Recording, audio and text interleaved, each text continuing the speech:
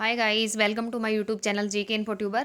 Friends, आज हम पढ़ेंगे ग्रामर का एक छोटा सा टॉपिक। और कल हमने पढ़ा था प्रेसी राइटिंग और आज हम पढ़ेंगे नोटिस राइटिंग के बारे में, क्योंकि ये भी बहुत इंपॉर्टेंट टॉपिक है और ये भी फर्स्ट ग्रेड और सेकंड ग्रेड के अंदर लगता है। और साथ में जिन बच्चों का आजकल एग्ज़ाम चल रहे हैं सीनियर सेकेंडरी और 10th क्लासेस के, उनके अंदर भी उनकी ग्रामर के अंदर भी ये नोटिस का एक टॉपिक रहता है।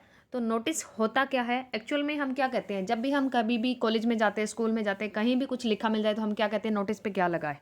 तो नोटिस का मतलब एक टाइप से हमारा ध्यान आकर्षित करना, ताकि उस चीज़ को देख करके हम भाग के जाएं। जैसे कॉलेजेस में हैं, हम पढ़े हैं, स्कूलों में हम जाते हैं, डेली नोटिस के ऊपर कुछ ना कुछ लगा होता है और फिर उसको हम पढ़ के और फिर देख लेते हैं कि 2 दिन की छुट्टी है या हमारा नया स्कूल में क्या होने जा रहा है। किसी भी सेलिब्रेशन की बात आती है, कोई भी छुट्टियों की बात आती है, कुछ भी नया जो भी चीज़ है वो नोटिस के माध्यम से हमें बताई जाती है। ये तो है नहीं कि एक एक बच्चे को आप बताते रहोगे। तो वो क्या करते हैं, स्कूल के अंदर नोटिस बोर्ड के ऊपर नोटिस लगा दिया जाता है ताकि सब लोग उसको पढ़े और उनको पता चल जाए।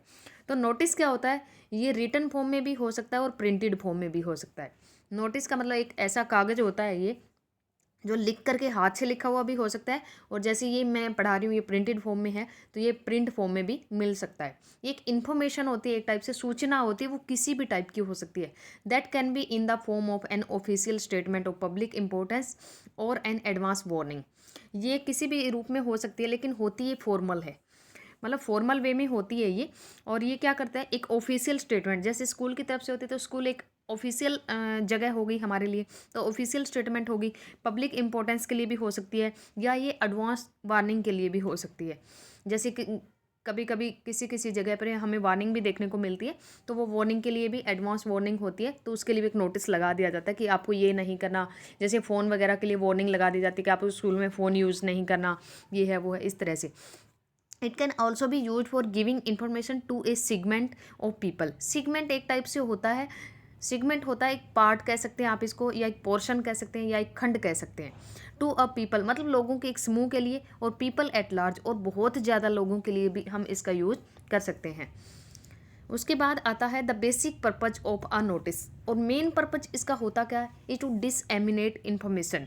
डिसएमिनेट का मतलब प्रसार करना किसी भी चीज़ का, जैसे होता है ना पब्लिसिटी टाइप। तो डिसएमिनेट करते हैं हम किसी भी इन्फॉर्मेशन को, मतलब सब लोगों के बीच में एकदम से फैल जाए, रिलेटेड टू वेरियस इशू और ओकेजन। और इसमें किसी भी इशू के बारे में हो सकता है, या ज़्यादा इश्यूज़ के बारे में होता है, किसी भी ओकेजन के बारे में हो सकता है। It is written in simple and formal. ये बिल्कुल सिंपल लैंग्वेज में मिलेगा और फॉर्मल मिलेगा, इसमें इनफॉर्मल चीज़ें नहीं मिलेंगी। तो सिंपल ताकि लोगों को पढ़ के समझ आ जाए, और फॉर्मल वे में सीधा सीधा लिखा होता है, फालतू की चीज़ इसमें एक भी नहीं होती। And is always brief and to the point. और ये क्या होता है, हमेशा ब्रीफ होता है और टू द पॉइंट मिलेगा आपको। Notice are generally given in newspaper. ज़्यादातर नोटिस हम न्यूज़पेपर के अंदर भी पढ़ते हैं, मैगजीन्स के अंदर भी पढ़ते हैं, या displays publicly on the notice board of an organisation. या फिर डिस्प्ले मिलेंगे आपको नोटिस बोर्ड के ऊपर ऑफ एन ऑर्गेनाइजेशन। वो स्कूल हो सकता है, वो कोई ऑफिस हो सकता है, वो एक इंस्टीट्यूट हो सकता है, वो एक कोचिंग सेंटर हो सकता है, मतलब कुछ भी हो सकता है। वहाँ पे एक मतलब फॉर्मल वे में और सिंपल तरीके से एक इन्फॉर्मेशन होती है जो एक सिगमेंट को दी जाती है, मतलब एक खंड हो सकता है लोगों का, या पीपल एट लार्ज, या बहुत ज़्यादा लोगों के लिए वो यूज होता है। उसके बाद हमें मेन जो इंपॉर्टेंट चीज़ याद रखनी है, वो क्या याद रखनी है कि जो एक नोटिस है वो लिखते टाइम हमें किस चीज़ का ध्यान रखना चाहिए। क्वेश्चन के अंदर क्या पूछा जाता है, जैसे 4 आपको स्टेटमेंट दे दी जाएंगी और उसके बारे में आपको पूछा जाएगा कि इनमें से कौन सी करेक्ट है या कौन सी इनकरेक्ट है, तो वो आपको पता होनी चाहिए। अब इसमें आता है हमारे इंपॉर्टेंट पॉइंट्स। इंपॉर्टेंट पॉइंट्स में क्या है, the purpose of the notice should be to inform. सबसे पहले तो जो आपने नोटिस लिख दिया, ये नहीं है कि बिना किसी बात का आपने नोटिस लगा दिया, नहीं, उसका कुछ पर्पज होना चाहिए। शुड बी टू इन्फॉर्म, और इसका काम क्या होता है, किसी भी चीज़ के लिए इन्फॉर्म करना। It should have a heading, और इसकी एक हेडिंग जरूर होनी चाहिए। अगर हेडिंग ही नहीं होगी तो हमें पता नहीं लगेगा कि ये नोटिस है किस चीज़ के बारे में। उसके बाद में it should B brief and precise, और इतना बड़ा भी ना हो कि एक ही बंदा पढ़ने के लिए खड़ा हो जाए और दूसरे की बारी ना आए, और इतना पेचीदा हो कि वो किसी को समझ ही ना आए। तो ब्रीफ होना चाहिए, बिल्कुल छोटे रूप में होना चाहिए, ताकि देखते ही आपको आइडिया लग जाए किस चीज़ के बारे में। और प्रेसाइज मतलब छोटे रूप में होना चाहिए, कॉन्साइज फॉर्म में होना चाहिए। जैसे प्रेसी होती है ना, ऐसे प्रेसाइज होना चाहिए। It should give all the required information in simple language. लेकिन जितने भी हम 4-5 इन्फॉर्मेशन देना चाहते हैं, वो सारी एक छोटी सी पैराग्राफ के अंदर कंप्लीट होनी चाहिए। जो भी रिक्वायर्ड है, जो ज़रूरी है, वो सारी होनी चाहिए।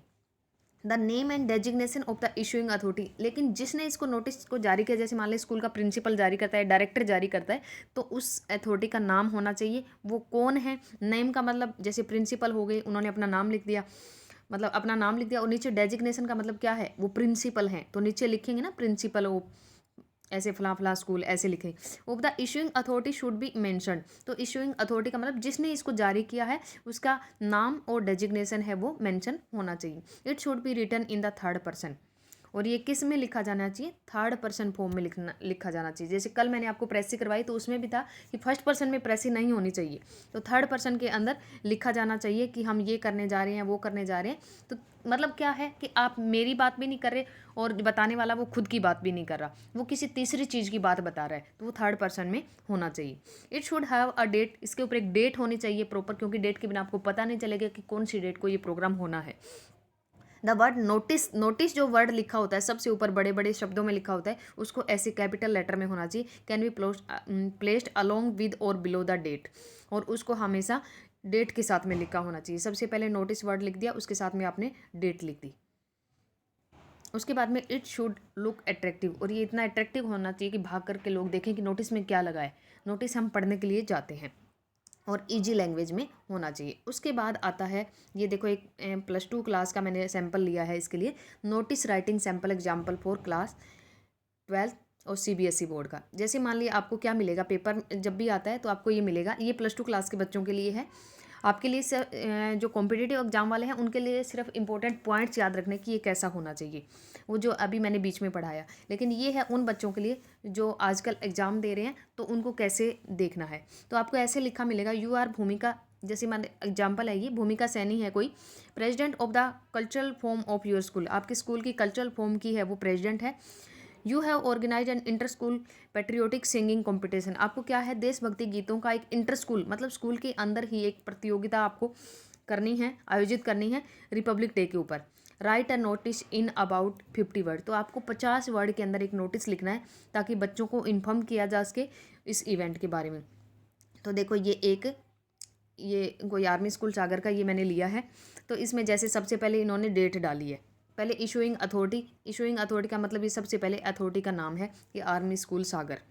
उसके बाद में डेट डाली इन्होंने, डेट ज़रूरी है। उसके बाद में नोटिस वर्ड है, इसको देखो कैसे हाईलाइट किया है, कैपिटल लेटर में होना चाहिए। उसके बाद में हेडिंग, हेडिंग है इसकी इतनी लंबी नहीं होनी चाहिए कि आप पूरा सेंटेंस लिख दो, सिर्फ आपको जैसे इंटर स्कूल सिंगिंग कॉम्पिटिशन, ये 4 वर्ड के अंदर एक फ्रेज के रूप में इन्होंने लिख दिया, किया जा रहा है, ये है, वो ऐसे नहीं लिखना, वो सिर्फ आपको मेन बॉडी के अंदर लिखना है।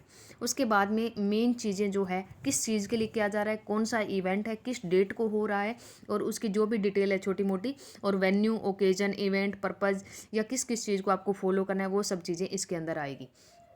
जैसे ये है इंटर स्कूल सिंगिंग कॉम्पिटिशन, तो इसने क्या लिखा है, ये इसको बॉडी ऑफ द नोटिस कह सकते हैं हम, बॉडी है इसकी main.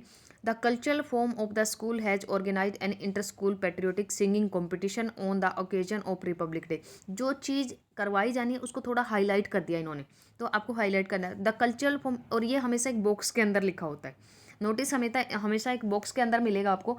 More than 50 school from the city will participate, the programme will be held immediately after the flag hoisting ceremony at 8 AM। तो ये क्या कर रहे हैं कि ये चीज़ करने जा रहे हैं हम स्कूल के अंदर, और कब, रिपब्लिक डे को, मतलब कब का रिप्लाई देता है ये, क्या का रिप्लाई देता है, कहाँ का रिप्लाई देता है, क्यों और कैसे का रिप्लाई देता है। मतलब ये क्या करता है, नोटिस हमेशा व्हेन, व्हाट, वेयर, हाउ और व्हाई उसका रिप्लाई देता है।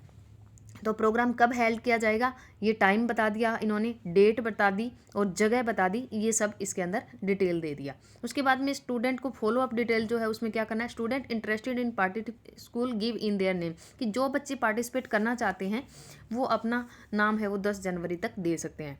और नीचे जिस अथॉरिटी ने साइन किया, 10 अथॉरिटी कौन है, और उसका नेम का मतलब भूमिका सैनी है, साहनी है, ये जो भी है, और ये है कौन, प्रेसिडेंट है, तो इन्होंने अपना डेजिग्नेशन लिख दिया, और कल्चरल फॉर्म की ये डेजिग्नेशन इन्होंने अपना दे दिया, और फॉलो अप डिटेल में आपका ये आ गया। तो ये आपका था नोटिस, ऐसे लिखा जाता है, मतलब 50 वर्ड के आसपास इन्होंने लिख दिया।